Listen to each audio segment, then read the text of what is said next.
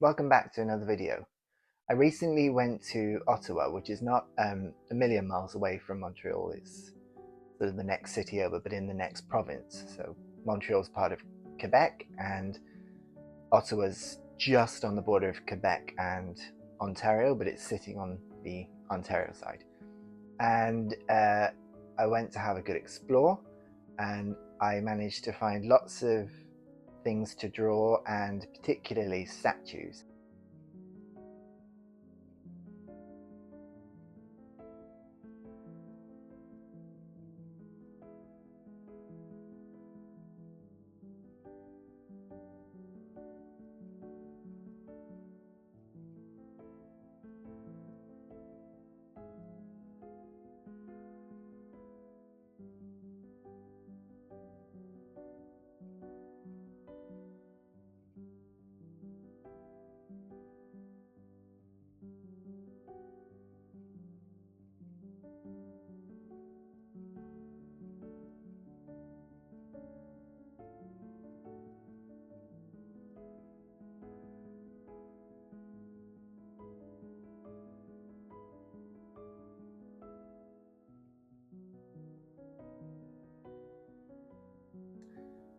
I've always waxed lyrical about statues and how they're an excellent way of looking at sort of form and costume structure.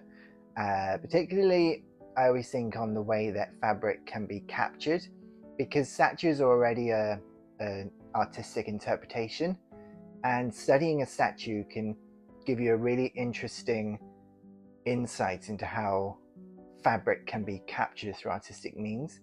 So I thought in today's video I would show you how studying some statues and drawing them can give you a good insight into how the costume works, and also get you practicing on some costume drawing.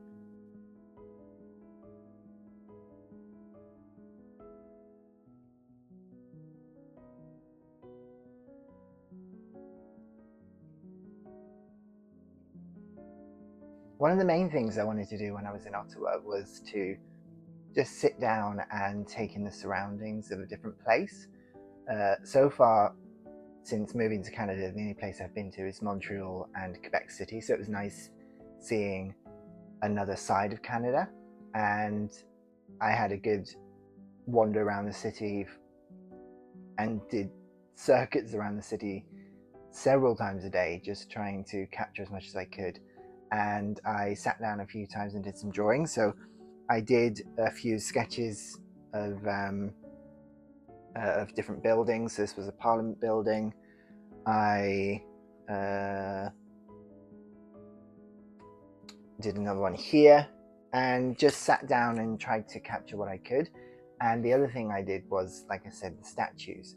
I went around Ottawa several times and took photos of the statues and videos of them, because I love statues. Like I said, just looking at them and seeing the way that that artist has captured that moment. So I tried to capture as much as I could of them, and I've done a sketch which I'm going to show you now, and then I'm going to go through a sketch on how I sort of map out the form of the sculpture that I'm looking at and start bringing it to life.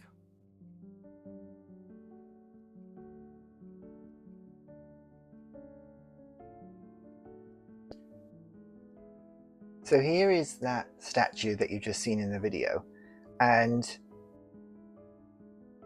I had a bit of a play with it, really. I just had a go at trying to replicate some of the colours that I saw with my eye, if that makes sense. Not just trying to blend things together, but if I saw a particular colour in a certain area, I went with that colour, and then I kept layering them.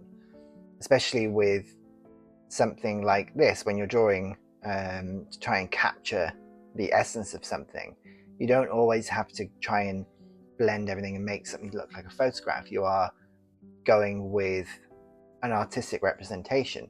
You are making a drawing or a painting. So I replicated some of the colors that I saw. So I've got some lighter blues, I've got some turquoise, some greens, grays, darker blues, blacks, things of that sort of hue and tone to try and replicate what I saw. And with the fabrics, I was just sort of going in and scratching in the folds that I saw from the statue that was in front of me. What's nice about a statue is that it's a still life, it's not going to move. So you can really hone down on what you see in front of you and not have to worry about somebody moving if it was a real person that you're drawing, or a sort of trying to capture a fleeting moment. This is something that's already solidified in reality that you can then replicate.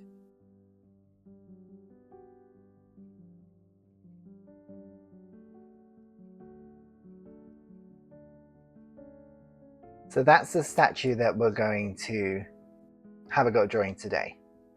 I have it in front of me on my iPad.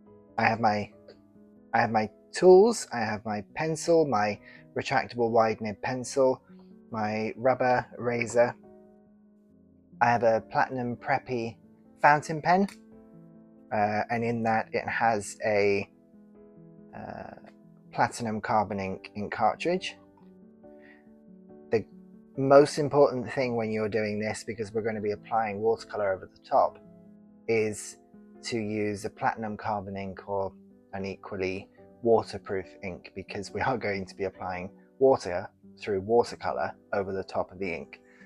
So I actually recently come across this pen because of a YouTuber called Emma, and I'll put her account in the description because she has some excellent videos on urban sketching, and she mentioned about the Platinum Preppy, and I thought that would be a really good fountain pen for me to draw with that keeps it separate to the fountain pens that I write with. I have a gel pen here, the Jelly Roll white, so I can do some highlights afterwards, and I have my travel watercolor brushes. Get all of that out. Here we go. What's great about these is that they are they go back in on themselves, if that makes sense. You know, the cover becomes the handle, and then you can just pop them away and they stay nice and secure while you have them in your pocket or in your bag or wherever. I do have some other watercolor brushes, but I've got really used to using these and I really like these, so I'm just going to use these today. Now when I'm drawing something like this, I will sketch it out very quickly with a pencil. I don't put particularly any details in, that's just to get proportion and shape and form, and then all of the detail in the main drawing gets done with my fountain pen. Then I will erase the pencil lines before I apply the watercolor. You can use watercolor pencils, which means that when you apply the watercolor, the water dissolves the pencil marks, which is it's a really useful way of doing it, but I don't actually have any watercolor pencils, so I'm just going to stick with my normal graphite pencil. So I'm just going to start with putting some quick lines in, try and work out what I'm doing. I'm focusing on probably the most prominent line, and that is the leg and the way that the leg is forming right in the center of the picture. I'm not necessarily going to get this exactly right first time. That's why I'm putting it in on pencil. I just want to try and get the idea and sort of map out what I'm doing. So I'm not putting in, like I said, all the details. I'm just doing some random lines really to try and work out where I'm going with this sketch. I sometimes just sort of measure one of the lines that I put down. So if I measure this part of the leg, then I know from the drawing that the image that I've got in front of me, when I'm drawing it, this torso is going to be just slightly over halfway up. So now I've just got a basic quick line, which probably will need to be adjusted. I'm just going to go as free as I can with it at the moment, and then work out and neaten it up. If that makes sense. Now the width of this, if that's where my leg is ending,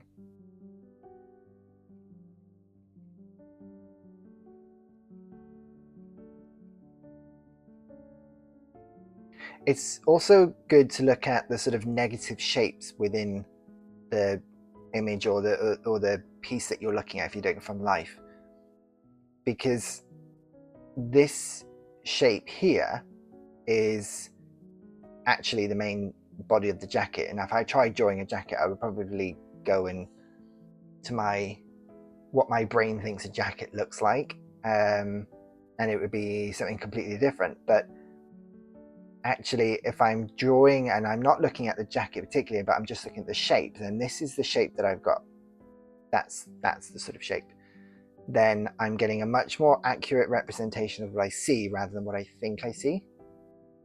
And because of the angle that I took the photo from, I'm lower than the statue was. So my proportion of things is going to be like I am standing lower. My viewpoint is lower. So my feet are probably going to be proportionately slightly larger than the head would be. But that's because I'm replicating the view that I saw, which is absolutely fine. So that's the body mapped out, which I'm pretty happy with, I think, what I can see. I'm worried this leg is slightly too not short, but maybe not wide enough. He's got quite a ballooning happening to his trouser leg, and this crease goes straight across in a really nice line. Yeah, okay, happy with that, I think.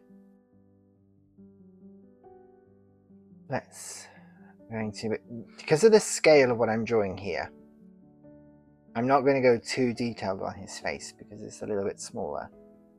And I want to do quite a free drawing.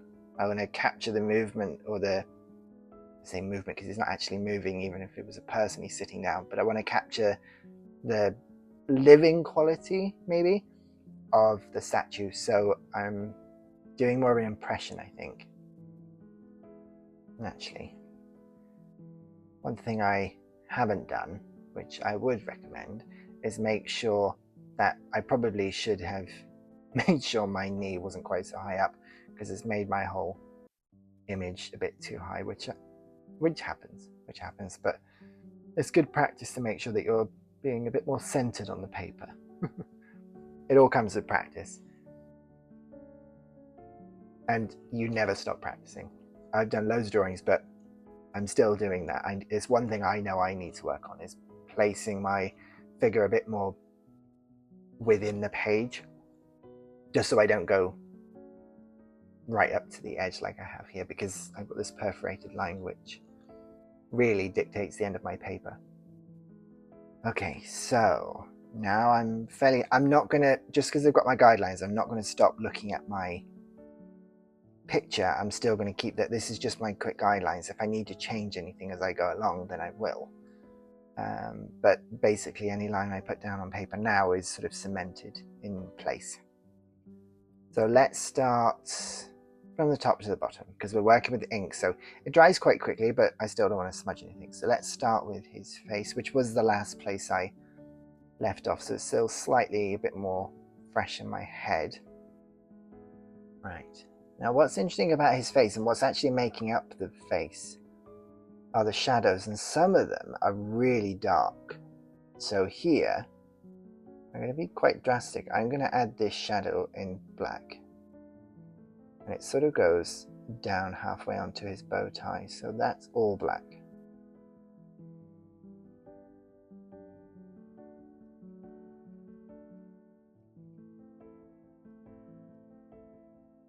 And then I'm going to be drastic with the eye positioning as well, because he's got quite a firm brow here.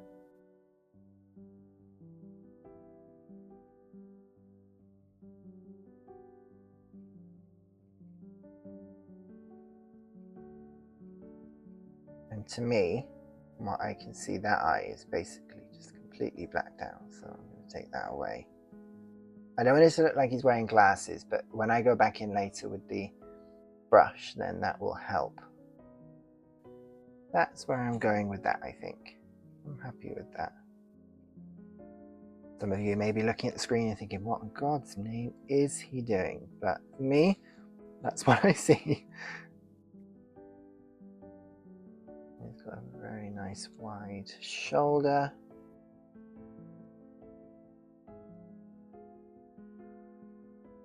Which goes into a bit of a crease here. Like fold there. And then this arch here of the lapel of the body of the jacket, sorry, is providing me a nice deep dark shadow there. Okay. And then looking at the shape of this, my pencil line actually went in a swoop from here, so if I just followed that, I would actually get that wrong, because really this piece of fabric is going out quite square to about here, and then it's going in a nice dark loop here.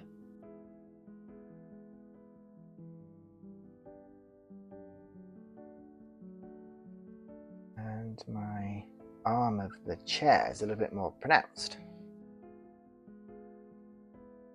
Yeah.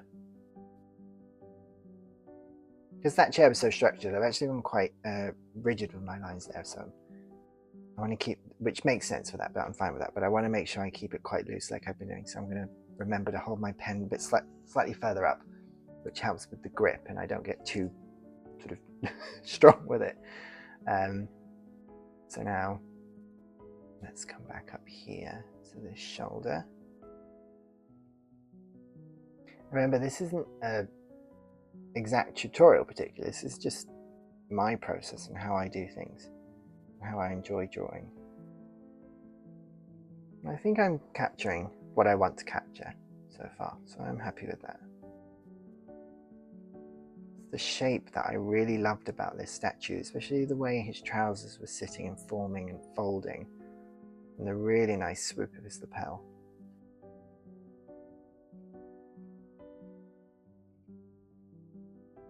Do these shoes? Yeah, nice. Okay,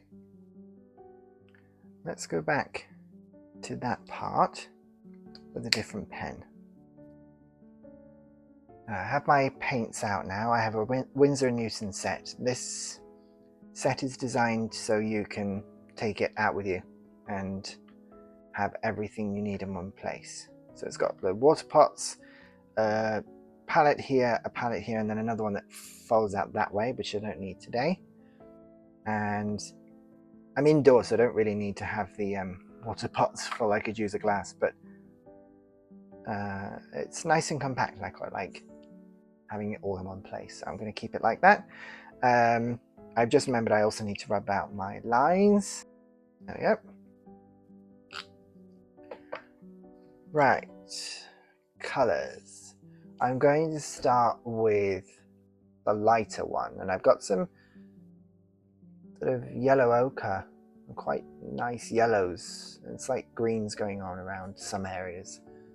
Presumably, probably where people have touched his shoe and his knee, because those bits look like they've been worn away. So I'm going to start with those and build up from lighter to darker. In all honesty, I'm going to use the size 10 all the way through, because I just like these go to a really nice fine point, and I quite like the flexibility of just the one brush because it can do all of it. But entirely depends on how you work and how you use your instruments, but I'm quite happy using the one all the way through. So I'm going to start with a very light yellow up here just to get me going.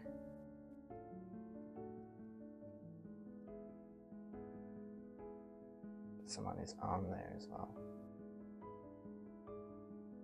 This.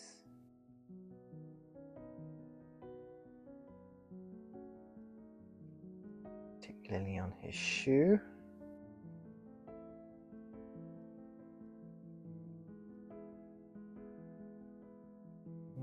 that's maybe a bit on his cuff and hand here. And then I'm going to go with a slightly darker yellow ochre, add that into the same place on the palette. I'm going to use that on the shoe, this piece of highlight.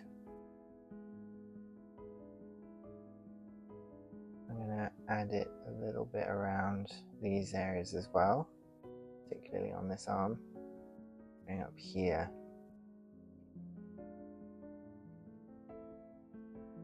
I'm doing this really loosely, I'm just building up. Again, like I said, I'm experimenting. I'm playing with what I see. Feather up that bit.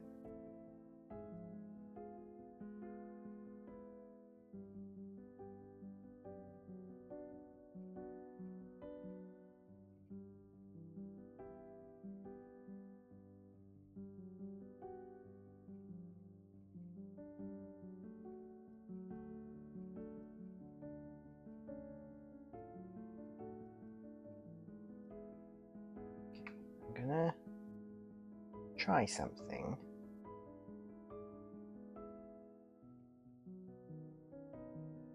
Just making that a little bit darker and maybe adding in a little bit of the blue in this palette.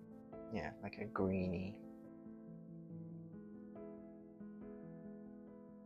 I don't want that quite watery because I'm just going to try giving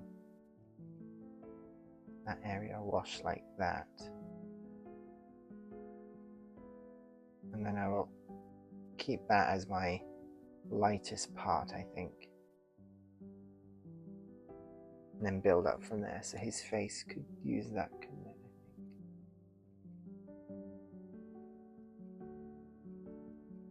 Okay, oh, I'll put down there as well. Now what I am seeing, which is slightly unusual, I've got a very nice piece of turquoise down here. So I'm gonna add that to the same. I keep it all in the same tone. I usually just keep it like from when I'm doing one color, I add it into the next bit, and if I need to go back and recreate something, I just recreate it. Tense.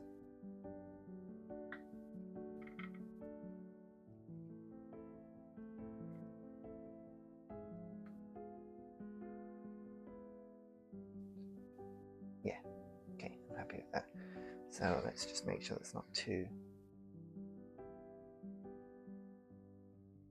dense, but that is going down here like that.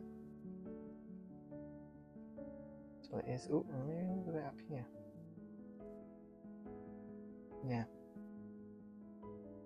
Yeah, I'm happy with that.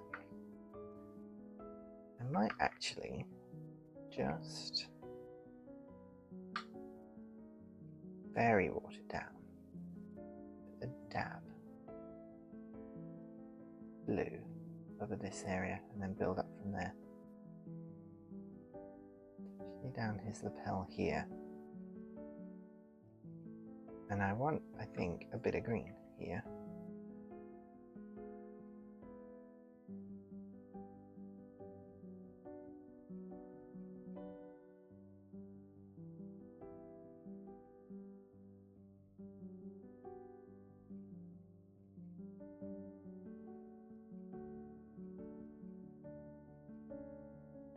Highlight something there. Like, okay. Now I'm going to go in with some.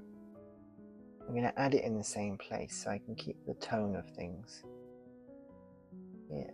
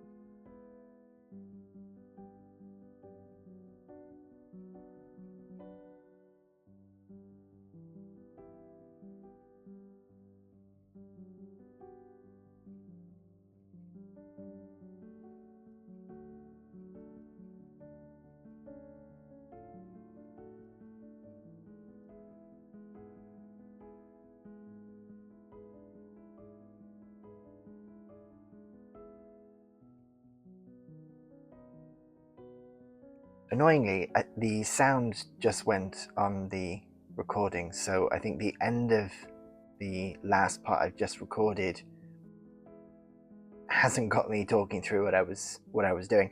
So I just added some extra darker shadowing in the darker areas to give more definition, and I've let it dry a little bit, so I can now add a couple more layers of slightly darker shadows just to finish it off. But he's more or less there.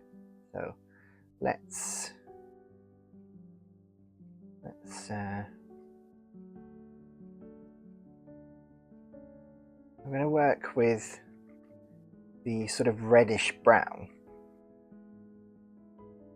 that I did these sorts of areas with. I'm going to work with that first in my palette, and then I'm going to add the darker brown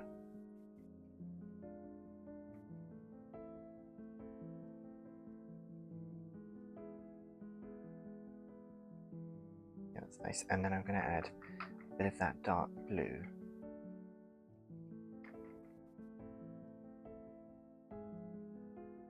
Yeah, that's really nice. I like that. So now I'm going to just add in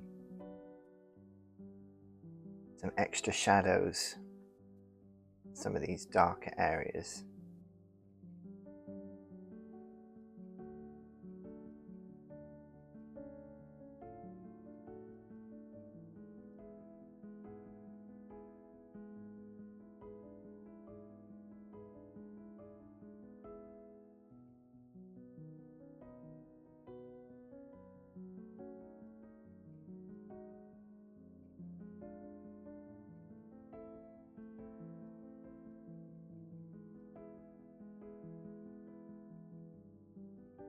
Just to help give a bit more definition.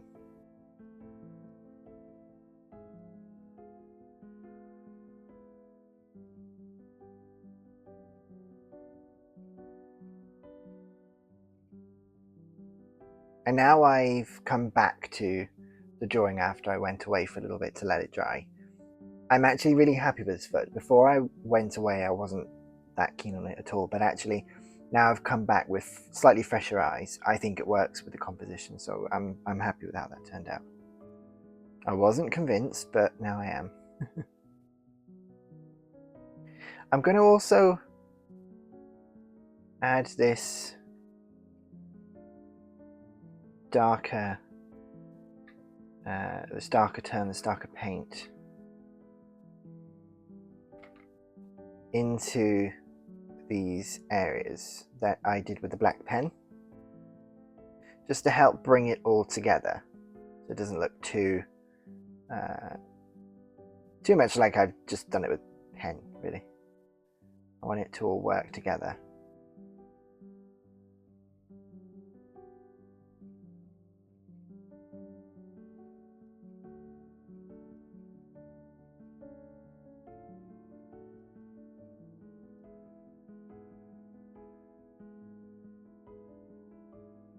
Especially picking out some of these highlights in the fabric folds. I want the contrast of the different tones and shapes and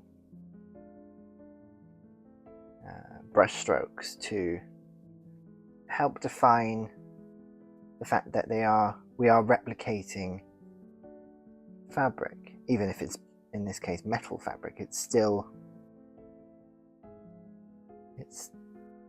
replicating clothing, isn't it? So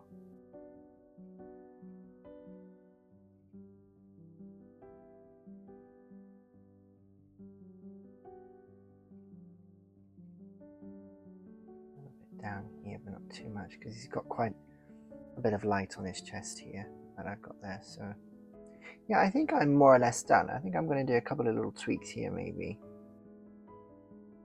but I'm talking minimal things. I'm really happy with the way the color grading has gone.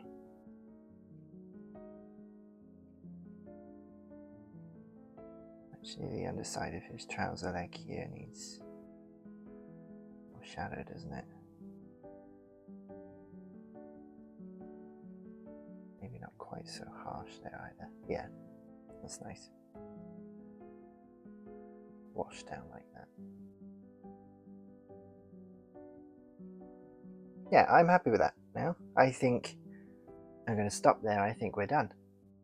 But the paint really helps. When we were sketching and I was going through how I was sketching it, and I was saying that this area I want to come back to with color, or the shading of the tones that I put on with the paint.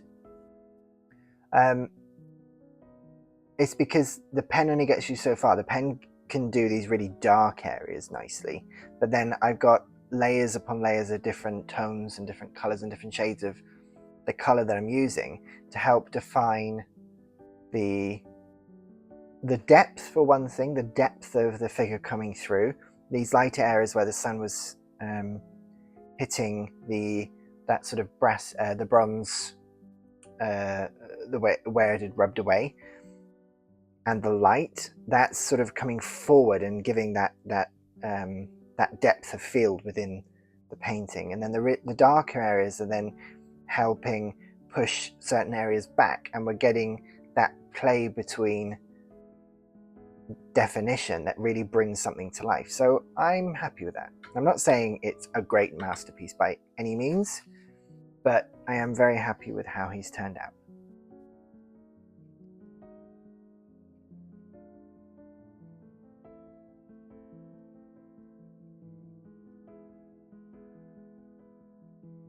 So here he is, all finished.